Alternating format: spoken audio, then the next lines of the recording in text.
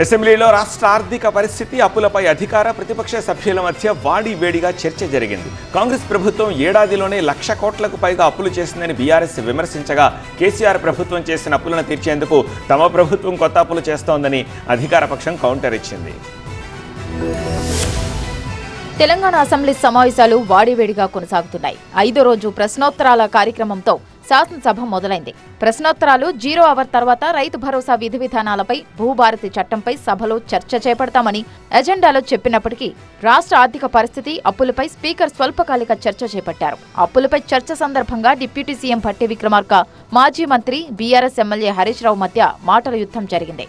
BRS ప్రభుత్వం రాష్ట్రాన్ని అప్పులపాలు చేసిందంటూ అందుకు సంబంధించిన వివరాలను డిప్యూటీ సీఎం భట్టి విక్రమార్క సభలో వెల్లడించారు.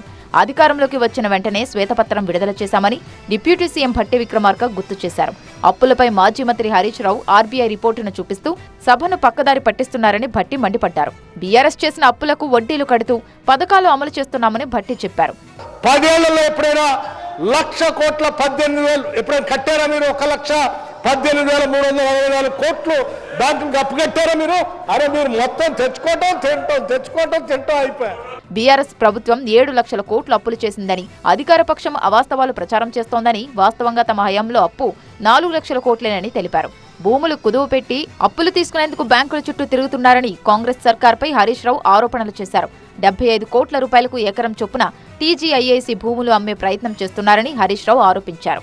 బీఆర్ఎస్ ప్రభుత్వం మెస్ ఛార్జీలు పెంచలేదని, రైతుల కోసం ఏం చేయలేదని భట్టి ఆరోపణలు చేశారని, తాము మెస్ ఛార్జీలు పెంచడంతో పాటు రైతులకు అనేక పథకాలు అమలు చేశామని నిరూపిస్తానని హరీష్ రావు చెప్పారు. తాను చెప్పింది తప్పని నిరూపిస్తే రాజీనామాకు సిద్ధమని ఆయన సవాల్ విసిరారు.